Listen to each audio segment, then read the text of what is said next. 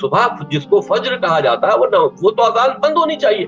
بھائی آپ کو معلوم ہے اب تمام الارم ہے، گھڑی ہے، آپ کو وقت بھی معلوم ہے کہ کس وقت فجر کی نماز ہوتی ہے، پورا کیلنڈر چھپتا ہے. جس کو نماز پڑھنا ہوگا وہ مسجد میں خود بخود آ جائے گا. اذان کی ضرورت کیا ہے؟ آپ دوسرے کی نیندیں کیوں حرام کرتے ہو اذان دے کر صبح صبح؟ ارے بھائی مجھ کو تو شوگر ہو گئی اسی معاملے کو لے کر. اذان سن کر میرے کتے بھونکتے ہیں اور مجھ کو شوگر ہو گئی، وہ بھونکتے تو میری آنکھ کھلتی ہے کون چھت پہ حملہ کرنے آ گیا کیا. ہم دیکھتے ہیں کہ یہودی مذہب میں وہ استعمال کرتے ٹرمپٹ لوگوں کو بلانے کے لیے. لکھا گیا اولڈ ٹیسٹیمنٹ میں in the book of numbers chapter number 10 verse number 1 سے 3 میں خدا کہتے ہیں موسیٰ علیہ السلام سے آپ 3 چاندی کے ٹرمپٹ بناؤ. ٹرمپٹ کو کہا جاتا ہے نا، ٹرمپٹ. بونگا تو نہیں کہیں گے لیکن ٹرمپٹ انگریزی میں کہتے. ٹرمپٹ کا استعمال کرو لوگوں کو نماز کی طرف بلانے کے لیے. عیسائیت میں استعمال کرتے گھنٹی بجاتے چرچ بیل لوگ کو بلانے کے لیے. کئی قبیلے میں ڈھول کا استعمال ہوتا ہے لوگ کو بلانے کے لیے. اسلام میں استعمال ہوتی ہے انسان کی آواز، اور انسان کی آواز یہ جتنے اعلیٰ ہے ان سے کہیں بہتر ہے اور سریلی ہے.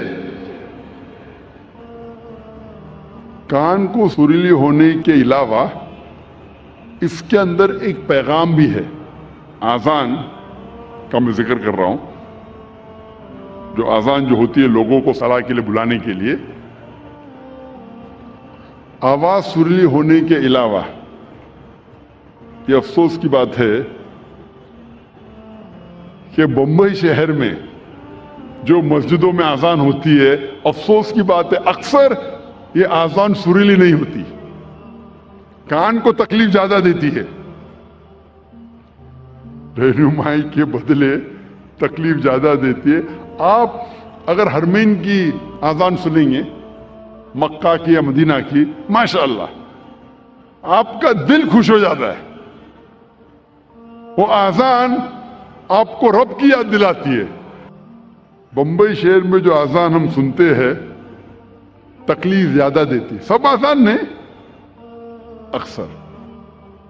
ہمیں کوشش کرنا چاہیے کہ ہمارے مؤذن کو اکٹھا کر کے ان کو تربیت دینا چاہیے، پریکٹس دینا چاہیے کس طریقے سے آذان دینی چاہیے. کیونکہ آذان کے وجہ سے جب میں انٹرویو کرتا ہوں کئی نو مسلم کو، میں کئی نو مسلم کو جانتا ہوں جو صرف آذان کے وجہ سے اسلام قبول کیے. میں پوچھتا ہوں اکثر نو مسلم سے، آپ کو اسلام میں سب سے زیادہ پسندیدہ چیز کیا لگی؟ اکثر لوگ کہتے توحید اور کئی چیزیں.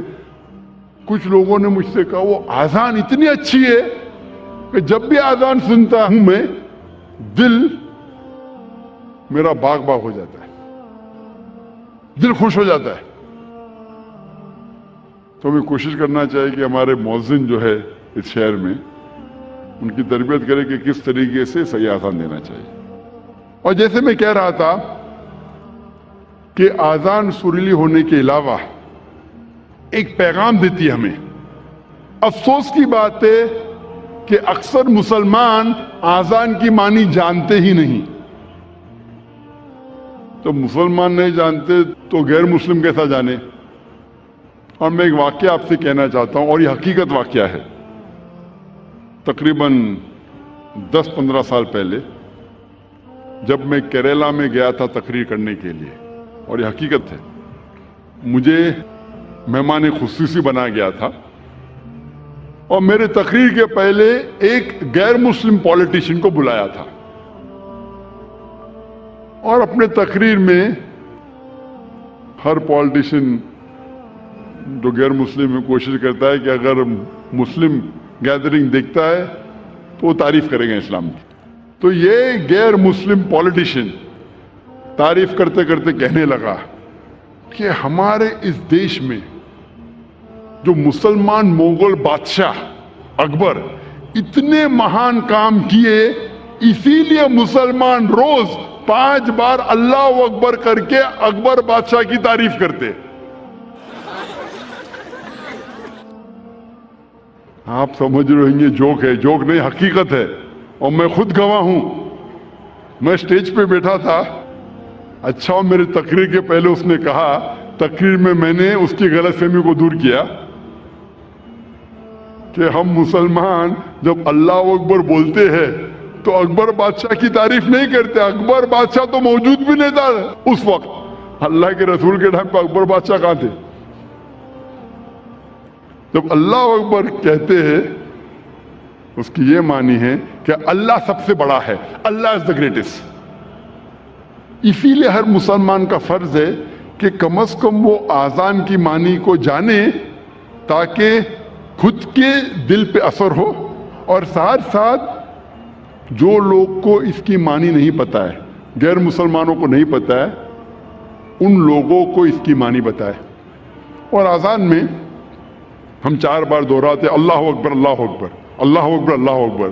اللہ سب سے بڑا ہے، اللہ سب سے بڑا ہے، اللہ سب سے بڑا ہے، اللہ سب سے بڑا ہے. اشہد ان لا الہ الا اللہ، میں گواہی دیتا ہوں اللہ کے علاوہ کوئی معبود نہیں. میں گواہی دیتا ہوں کہ اللہ کے علاوہ کوئی معبود نہیں. اشہد ان محمد رسول اللہ، میں گواہی دیتا ہوں کہ محمد صلی اللہ علیہ وسلم اللہ سبحانہ و تعالیٰ کے رسول ہے.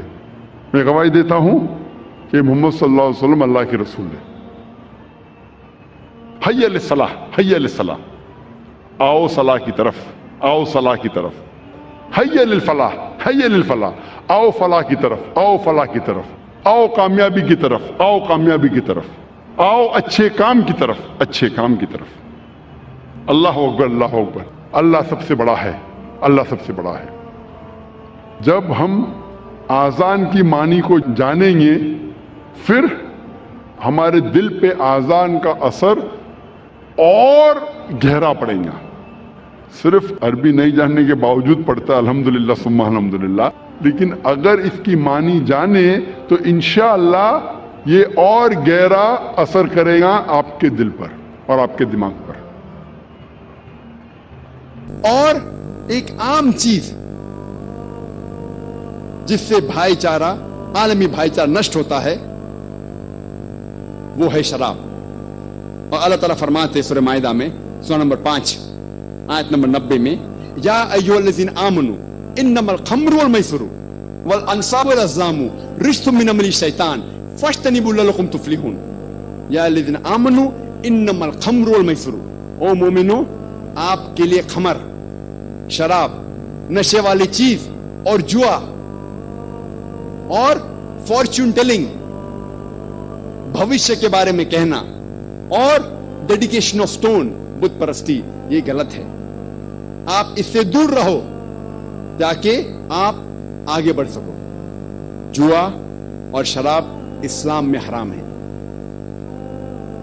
اور ہم دیکھتے ہیں کہ شراب کی وجہ سے کئی بار یہ عالمی بھائی چارے کے اندر رکاوٹ آتی ہے.